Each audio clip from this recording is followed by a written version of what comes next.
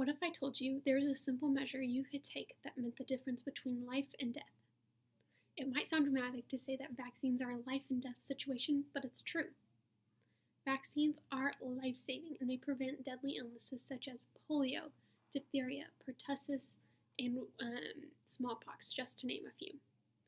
When we were kids, we received our vaccines, no question about it. But today, that's not necessarily the case. Many parents are refusing to vaccinate their children. In recent years, the view of vaccines has changed drastically from what we previously saw. People are now saying that vaccines are dangerous and can cause great harm to our health, but this is not true.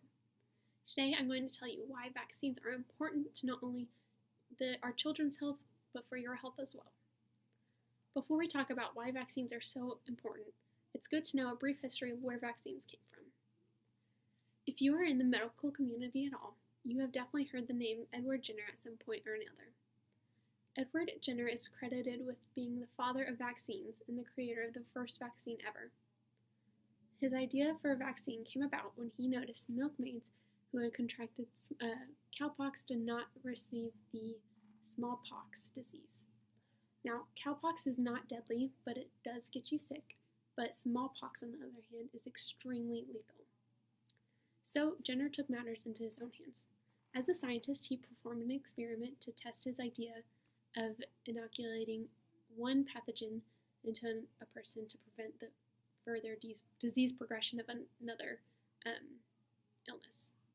So, what he did was he took a small boy and inoculated him with the cowpox pathogen. As expected, the boy got cowpox but recovered fine in just a few weeks. The next part of his experiment was inoculating the boy with the smallpox pathogen. While this was a risky move, to Jenner's amazement, the boy did not contract smallpox. This amazed Jenner and everyone around him, and this was the creation of the first vaccine that will lead to the creation of thousands of other vaccines, saving millions of lives. Just as we see with Edward Jenner's stories, vaccines save lives, yet many choose not to vaccinate out of fear and misunderstanding. Many people fail to vaccinate their children because they are fearful that vaccines will cause autism. According to the CDC, there's absolutely no link between vaccines and autism. There have been thousands of research studies done by the Institute of Medicine. None of these studies show that there is a connection between vaccines and autism. So where exactly did we get this idea that vaccines can cause autism? Well, it all began with Andrew Wakefield's paper, The Lancet, that he wrote in 1998. According to Science-Based Medicine, Wakefield claimed to discover a link between the MMR vaccine, a common vaccine given at birth, and autism. The first sign that this was not a valid research study was when other researchers were not able to replicate his experiment exactly and get the same results. This is a sign of a poor research study. Years later, it was discovered that Wakefield had falsified data, and his paper was retracted and considered fraud. On top of this, Wakefield was charged with many other malpractice claims, and his license was revoked. Now, to me, it is much more logical to trust a source such as the CDC and Institute of Medicine that are trustworthy and have performed many, many experiments and research studies, rather than to trust a professional whose license was taken away, or to trust a BuzzFeed article that's circulating on Facebook. There's another major problem with this argument. How does this argument that vaccines cause autism show our value of autistic people? Would we rather have our child contract and die from diseases such as polio than have autism? Autistic children are valued members of our society and should be treated as such. Not only are vaccines safe, but they help protect the general population from thousands of disease. This idea is called herd immunity. When you're vaccinated, you're not only protecting yourself, but the whole population as well. When more people are vaccinated, it makes the likelihood of others getting vaccinated, or others who cannot get vaccinated, much slimmer of contracting certain diseases. Certain individuals can't get vaccines, and this includes the elderly, cancer patients, and pregnant women. It is much harder for a disease to progress through a population when the majority of people are protected. I will now be showing a video explaining herd immunity in further detail.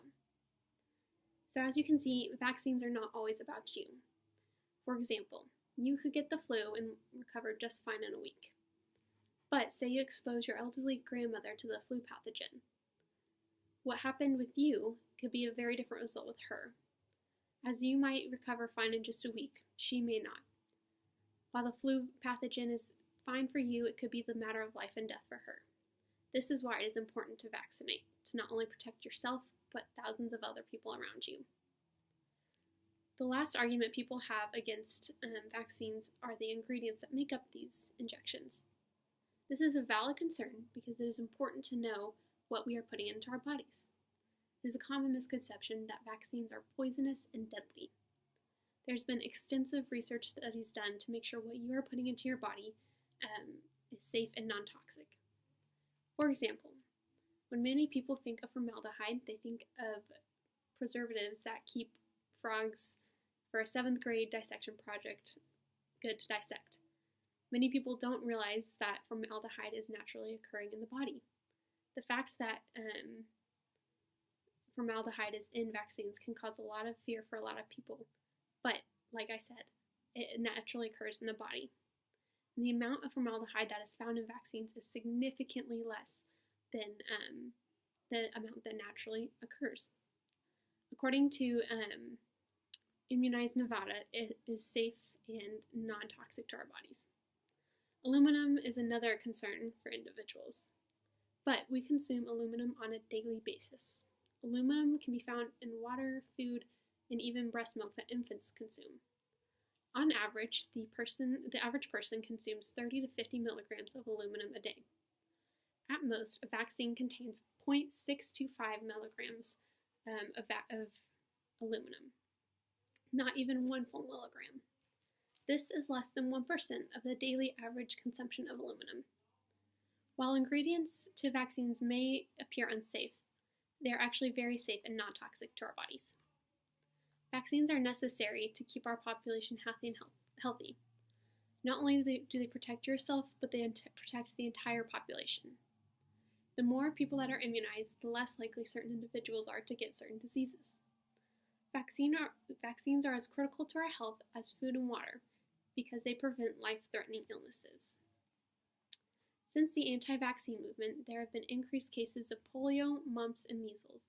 These diseases were almost completely eradicated from our society, but now are showing up all over the US. So remember, vaccines are not just about protecting yourself, but those around you too. Not only does vaccine save your lives, but it saves the lives of thousands of others. Thank you.